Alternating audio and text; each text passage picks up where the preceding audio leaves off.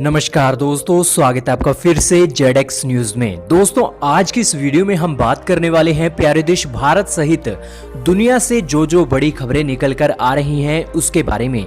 आज की इस वीडियो में हम आपको बताएंगे जम्मू एंड कश्मीर में आखिरकार क्यों गोरखाओं की एंट्री हो रही है और पिछले हफ्तों में सबसे ज्यादा गोरखा आर्मी के जवान और अफसरों को जम्मू एंड कश्मीर में एंट्री मिली है।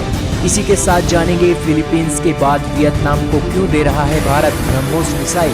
इसी के साथ जानेंगे कनाडा ने आज से चीन को क्या बड़ा झटका दिया है और अपने सामान हांगकांग में ना देने के लिए एक बहुत बड़ी बात आज कनाडा ने बोली है। इसी के साथ जानेंगे ऑस्ट्रेलिया और चीन के बीच क्या घमासान मच गया है, क्योंकि ऑस्ट्रेलिया ने अभी हाल ही में अपने डिफेंस बजट को लेकर एक बड़ा ऐलान किया था। उसी के साथ जानेंगे डोनाल्ड ट्रंप और प्रधानमंत्री नरेंद्र मोदी के बीच क्या बातचीत हुई और आखिरकार दोनों देशों के बीच आखिरकार क्या प्यार भरे संदेश निकलकर सामने आ रहे हैं। इसी के साथ जानेंगे चाइना और भूटान का विवाद और इसी के साथ पाकिस्तान की चाइना पॉलिसी पर रिव्यू की जो बातें चल रही हैं उसके बारे में भी। तो दोस्तों, चैनल पर नए हैं तो चैनल को सब्सक्राइब जरूर कीजिएगा, क्योंकि ऐसी ही नॉलेजफुल वीडियोस के साथ देश और दुनिया की हर छोटी से लेकर बड़ी खबर आपको सबसे पहले जेडेक्स न्यूज पर मिल जाती है।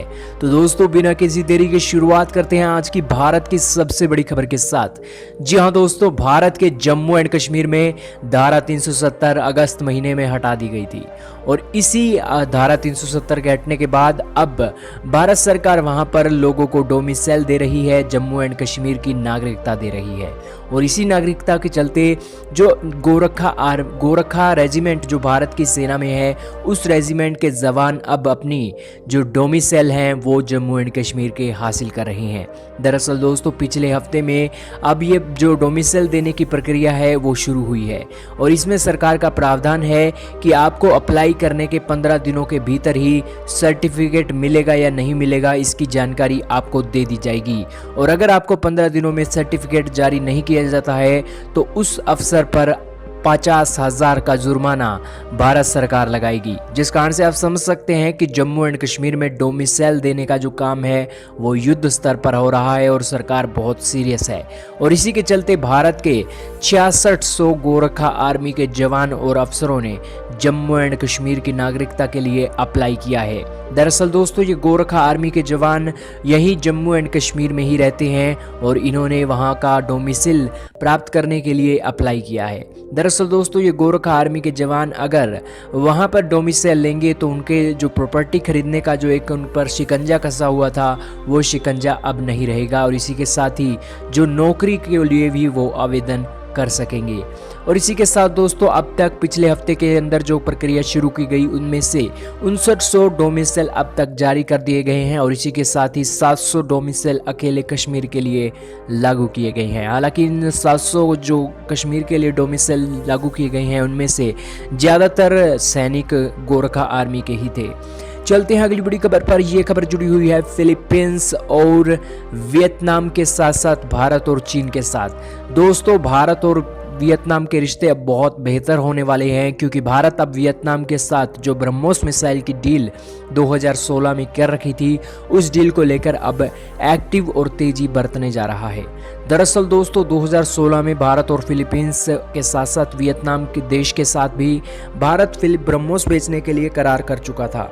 लेकिन दोस्तों, 2017 में डोकलाम विवाद हो गया था तो उसके बाद चीन ने आपत्ति जताई थी कि जो आप बॉर्डर पर हमारे बॉर्डर पर, दरअसल दोस्तों वियतनाम और चाइना का बॉर्डर लगता है और साउथ चाइना सी में उनका विवाद भी चल रहा है। और दोस्तों, Bharat anti ship BrahMos missile Vietnam को देने वाला था और ये मिसाइल देने के विरोध में चाइना था, जिस कारण से 2017 में उसने डोकलाम विवाद छेड़ा। तो उस दौरान भी उसने कहा कि आप वियतनाम के साथ किसी भी तरह की डिफेंस डील ना कीजिए। हालांकि दोस्तों, भारत की कमजोरी तो देखिए कि 2017 के बाद वियतनाम का जब ये एक मुद्दा उठा था तो भारत ने वियतनाम के साथ ये जो डील थी वो ठंडे बस्ते में डाल दी थी, ताकि जो हमारे रिश्ते हैं वो चीन के साथ खराब ना हो। लेकिन दोस्तों अब जब रिश्ते खराब ही हो चुके हैं तो भारत का प्लान है कि क्यों ना वियतनाम को अपनी एंटी शिप ब्रह्मोस मिसाइल भी सप्लाई की जाए, क्योंकि अभी हाल ही में पाकिस्तान में जिस तरह से गतिविधियां उसकी बढ़ रही हैं और लगातार कश्मीर मुद्दे पर भी चाइना चीन पाकिस्तान का सपोर्ट कर रहा है, तो उसके बाद भारत को किसी भी तरीके की ढील चीन के ऊपर नहीं बरतनी चाहिए। हालांकि ये सरकार की नाकामी है कि चीन के दबाव में आकर उसने वियतनाम जैसे देश को, जिसकी एक रणनीतिक तौर पर बहुत ज़्यादा ज़रूरत है चीन को घेरने के लिए, उसको हम ब्रह्मोस मिसाइल नहीं दे रहे हैं। वहीं दोस्तों देखना होगा कि आखिरकार अब सरकार इसके ऊपर क्या बड़ा एक्शन लेती है कि क्या वियतनाम को भी हथियार सप्लाई करेगी भारत। हालांकि ये हथियार बिल्कुल पैसों से सप्लाई करेगी, लेकिन वियतनाम भी चाहता है कि उन्हें ऐसी anti ship BrahMos cruise missile मिले, लेकिन ना जाने क्यों चीन के दबाव में भारत ने ऐसा कदम उठाया था। लेकिन दोस्तों आप हमें कमेंट सेक्शन में जरूर बताइएगा कि क्यों चीन जिस तरह से पाकिस्तान में अपनी गतिविधियां बढ़ा रहा है, क्या भारत को भी उसी तरह की गतिविधि वियतनाम में बढ़ानी चाहिए और अपने हथियार वियतनाम को बेचने चाहिए जैसे चाइना पाकिस्तान को बेच रहा है। कमेंट सेक्शन में अपनी राय जरूर लिखें। चलते हैं अगली बड़ी खबर पर। यह खबर कनाडा से जुड़ी हुई है। जी हां दोस्तों, कनाडा ने आज चीन को झटका दे दिया है। दरअसल दोस्तों आप जैसा कि जानते ही हैं, हांगकांग के बिल के ऊपर लगातार पूरी दुनिया का विरोध बढ़ रहा है। दरअसल दोस्तों विरोध बढ़ने का एक कारण ये भी है कि क्योंकि जो दुनिया के डेवलप्ड देश हैं उन देशों की बड़ी बड़ी कंपनियां इन हांगकांग में रहती हैं। हालांकि जापान की 1400 से भी ज़्यादा कंपनियां हांगकांग में काम करती हैं, जिससे आप समझ सकते हैं कि हांगकांग आखिरकार दुनिया में किस बड़े बड़े देशों के लिए कितना ज़रूरी है। और इसी के चलते कनाडा ने अब चीन को झटका दिया है, क्योंकि हांगकांग के नए बिल के जरिए चीन की आर्मी का कंट्रोल हांगकांग से ज़्यादा बढ़ जाएगा, जिस कारण से हांगकांग की पुलिस और अब वहाँ बाहर के लोगों को एक नाजायज़ तरीके से भी उन्हें गिरफ्तार कर सकेगी, क्योंकि उन्हें सिर्फ एक आरोप ही लगाना है कि ये हांगकांग की आज़ादी के लिए प्रयास कर रहे थे। और इसी के चलते हांगकांग के जो विदेशी लोग हैं उन पर शिकंजा कसने की तैयारी हांगकांग और चाइना की पुलिस करने वाली है। वहीं दोस्तों आज कनाडा ने झटका दिया है कि हांगकांग के बिल के ऊपर जिस तरह से आपने इस नया संशोधन लाया है और लागू कर दिया है, इसी के चलते कनाडा के जो महत्वपूर्ण एक्सपोर्ट्स जो हांगकांग को किए जाते थे, जिसमें मिलिट्री आइटम और सेंसिटिव गुड्स का एक्सपोर्ट हांगकांग को होता था, वो अब नहीं होंगे। दरअसल दोस्तों ये सेंसिटिव गुड्स इस तरीके के गुड्स हैं ताकि जो ये माल कनाडा के जो कंपनियां हैं वो हांगकांग को सप्लाई करती हैं, उन माल के जरिए जो एक चीन की कंपनियां हैं वो रिवर्स इंजीनियरिंग करके वो माल ना बनाने लग जाएं, और या फिर उसका एक बेहतर ऑप्शन वो मार्केट में ना ले आएँ। इसी के चलते कनाडा ने ये बैन हांगकांग के ऊपर लगा दिया है, क्योंकि दोस्तों अब हांगकांग और चीन में कोई फ़र्क नहीं है, क्योंकि चीन की कंपनियां हांगकांग में आराम से मज़े से रह सकेंगी। और तो और हांगकांग में अब पुलिस का भी समर्थन हांगकांग की कंपनियों के ऊपर रहेगा, जिस कारण से आप समझ सकते हैं कि हांगकांग अब चीन का हिस्सा पूरी तरीके से बन चुका है। लेकिन इंटरनेशनल स्तर पर अभी भी प्रयास चल रहे हैं और अभी भी लोगों का गुस्सा चीन के ऊपर भड़क रहा है। चलते हैं अगली बड़ी खबर पर। यह खबर जुड़ी ऑस्ट्रेलिया से। जी हाँ दोस्तों, ऑस्ट्रेलिया से भी अब बिल्कुल तैयारियों में जुटा हुआ है युद्ध की, और ये युद्ध की तैयारी चल रही है चीन को फोकस में रखकर। इंडो पैसिफिक रीजन में ऑस्ट्रेलिया और चीन आमने सामने होते हैं, लेकिन दोस्तों इसी के साथ ही ऑस्ट्रेलिया ने भी हाल ही के दिनों में ऐलान किया था कि वो 270 ऑस्ट्रेलियन डॉलर में एक नई डील करने जा रहा है, जो आने वाले 10 सालों के लिए होगी, जिसमें वो बहुत ही महत्वपूर्ण और बहुत भारी भरकम हथियार पूरी दुनिया से खरीदेगा और अपनी नेवी सहित हाइपरसोनिक मिसाइलों की जो ताकत है वो ताकत को बढ़ाएगा। और इसी के चलते जो एक हथियार खरीदने की जो दौड़ ऑस्ट्रेलिया में लग रही है वो इसी कारण लग रही है क्योंकि उसे लग रहा है कि आने वाले सालों में हमें चीन से युद्ध लड़ना पड़ सकता है। हालांकि चीन के आज ऑस्ट्रेलिया के पास F-35 और F-18 हॉर्नेट, सुपर हॉर्नेट जैसे घातक फाइटर जेट है, लेकिन फिर भी ऑस्ट्रेलिया आज बिल्कुल युद्ध की तैयारी में चीन के सामने जुट गया है, क्योंकि उसे लगता है कि अमेरिका भारत के साथ युद्ध चीन का होगा तो उस समय ऑस्ट्रेलिया की सेना को भी चीन के खिलाफ युद्ध लड़ना होगा, और इसीलिए अब ऑस्ट्रेलिया की नेवी को ताकतवर बनाने के लिए वो काम कर रहा है। हालांकि दोस्तों आज चीन के 5 नए दुश्मन बिल्कुल सामने आ चुके हैं, जिनमें 5 दुश्मनों में ऑस्ट्रेलिया, भारत, अमेरिका, जापान और आसियान के देश प्रमुख हैं। वहीं दोस्तों चलते हैं अगली बड़ी खबर पर। यह खबर जुड़ी है डोनाल्ड ट्रंप और भारत के प्रधानमंत्री नरेंद्र मोदी जी से। जी हाँ दोस्तों, भारत के प्रधानमंत्री नरेंद्र मोदी और डोनाल्ड ट्रंप के बीच बातचीत हुई है और मोदी जी ने आज डोनाल्ड ट्रंप को बधाई दी है, और क्योंकि आज अमेरिका आज ही के दिन 244 वर्ष पहले आज़ाद हुआ था और आज 244वीं वर्षगांठ अमेरिका मना रहा है। और इसी के अवसर पर भारत के प्रधानमंत्री नरेंद्र मोदी ने अमेरिका और अमेरिका के राष्ट्रपति डोनाल्ड ट्रंप को बधाई दी थी। और इसी के जवाब में डोनाल्ड ट्रंप ने कहा कि thank you India, America loves India. तो वहीं दोस्तों चलते हैं अगली बड़ी खबर पर। यह खबर जुड़ी है भूटान के साथ। जी हाँ दोस्तों, भूटान के साथ चीन का सीमा विवाद लगातार गहराता जा रहा है, क्योंकि चीन की सरकार अब भूटान को दबा रही है और उसे कह रही है कि आपका और हमारा विवाद है, इस विवाद में भारत की एंट्री नहीं होनी चाहिए।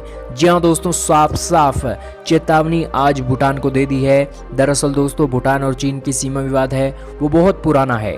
दरअसल दोस्तों 1984 से ही भूटान और चीन की सीमा विवाद चल रहा है और अब तक 24 राउंड की मीटिंग भूटान और चीन के बीच में हो चुकी है, 1984 से लेकर 2016 के बीच में। और भूटान के सेंट्रल और वेस्टर्न इलाके पर चीन अपना दावा ठोकता है, लेकिन सैक्टेंग वाइल्ड लाइफ सेंचुरी पर चीन ने अभी नया विवाद किया है।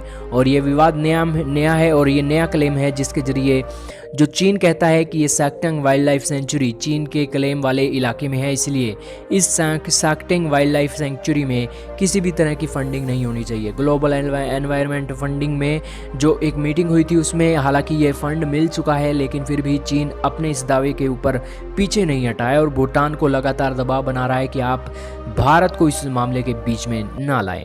हालांकि दोस्तों आज चीन का अपने अड़ोसी पड़ोसी देशों हर देशों के साथ विवाद चल रहा है और हर देश आज चीन से दुखी है। आपका इस बारे में क्या कहना है, कमेंट सेक्शन में अपनी राय जरूर लिखें। चलते हैं अगली बड़ी खबर पर। यह खबर जुड़ी है पाकिस्तान से। जी हाँ दोस्तों, पाकिस्तान की वन चाइना पॉलिसी अब खतरे में पड़ गई है, क्योंकि पाकिस्तान के एक्सपर्ट्स का कहना है कि चाइना अब पाकिस्तान में बहुत दखल बढ़ाने लग गया है। हालांकि सीपेक प्रोजेक्ट के चलते जो उसका दबदबा है वो भी बढ़ गया है और पाकिस्तानी लोगों पर चीन के लोग कितनी क्रूरता और कितने अत्याचार करते हैं ये किसी दुनिया से छुपा नहीं हुआ है, क्योंकि ट्विटर पर ऐसी बहुत सी वीडियो हैं जिनमें चीनी लोग पाकिस्तान के लोगों की जमकर पिटाई और धुनाई करते हैं। हालांकि ये देखिए आप दादागिरी तो चीन के लोगों की कि पाकिस्तान के लोगों की पिटाई पाकिस्तान के अंदर ही वो कर देते हैं, जिस कारण से आप समझ सकते हैं कि चीन आज पाकिस्तान को अपना दूसरा घर मानता है। और इसी के चलते पाकिस्तान अब चाइना पॉलिसी के रिव्यू कर रहा है और अपने एक्सपर्ट्स की टीम के जरिए चाइना की जो पॉलिसी पाकिस्तान में चल रही है उसके ऊपर रिव्यू करने के लिए भेजा गया है। हालांकि आज जो स्थिति बन रही है बॉर्डर पर, उस स्थिति में पाकिस्तान ये अंदाजे लगा रहा है कि अगर कल को युद्ध की स्थिति बनती है तो इस युद्ध की स्थिति में क्या पाकिस्तान को युद्ध में कूदना चाहिए, क्योंकि पाकिस्तान की माली हालात आज अच्छी नहीं है। और अगर युद्ध में वो कूदता है तो जाहिर सी बात है कि पाकिस्तान के टुकड़े होने के डर और जो एक डर उनका पाकिस्तान को बचाने का है वो डर बिल्कुल सच होगा और पाकिस्तान के टुकड़े होना बिल्कुल तय होंगे, जिस कारण से आप समझ सकते हैं कि आज चीन के साथ साथ पाकिस्तान भी डरा हुआ है। चीन को डर है कि कहीं उसका इलाका अब दोबारा से छीन ना जाए और इसी के साथ ही पाकिस्तान को डर है कि पाकिस्तान के टुकड़े ना हो जाए।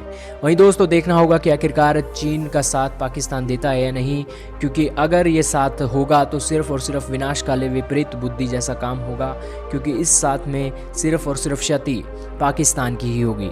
वहीं दोस्तों विराम देते हैं आज की इन सबसे बड़ी खबरों को। उम्मीद है आपको आज एक बेहतरीन जानकारी मिल गई होगी। वीडियो आपको कैसी लगी लाइक और कमेंट करके जरूर बताएं।